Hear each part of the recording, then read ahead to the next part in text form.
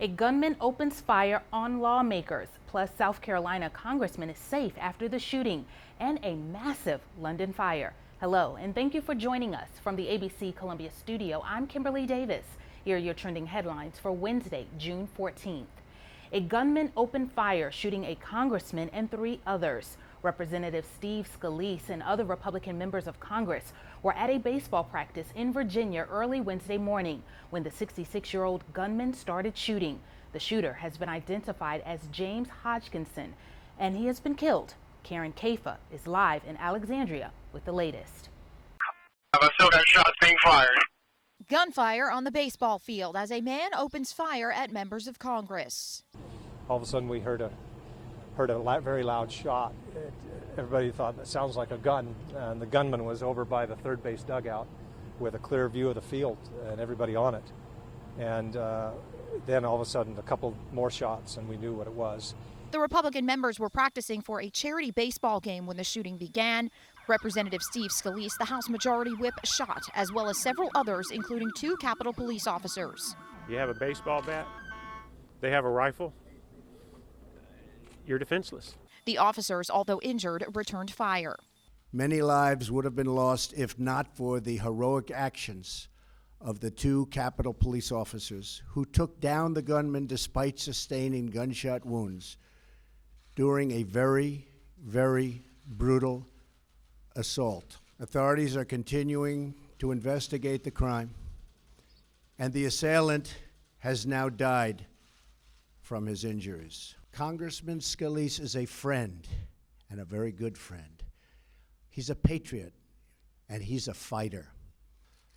America is praying for you, and America is praying for all of the victims of this terrible shooting. South Carolina Representative Jeff Duncan posted a message on his Facebook page earlier this morning shortly after the shooting, writing that he was safe. He was at the practice with the other Republican lawmakers, but had to leave early to get to a meeting on Capitol Hill. Duncan wrote that he had possibly seen the shooter and was interviewed by law enforcement. Our Gabrielle Franklin will have more on this story tonight. A massive apartment fire leaves at least 12 people dead in West London. The pre-dawn blaze ripped through a building that housed dozens of families. 74 people are in the hospital, 6 of them in critical condition. Salma Abdelaziz is there on the scene with the latest.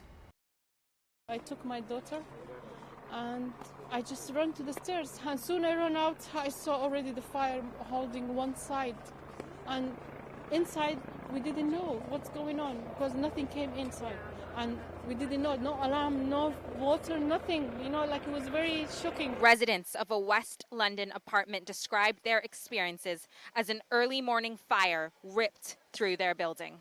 Hundreds of firefighters and emergency workers responded, working feverishly amid reports of people trapped in their apartments. What was going through my mind is just want to save my family. I saw people jumping out the window, man. It was crazy. Saw people jumping out the window. From where I was standing, all I could hear was screams, help, get me out. I heard people screaming, I heard people shouting.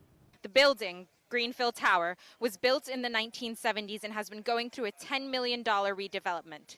It was home to 125 families.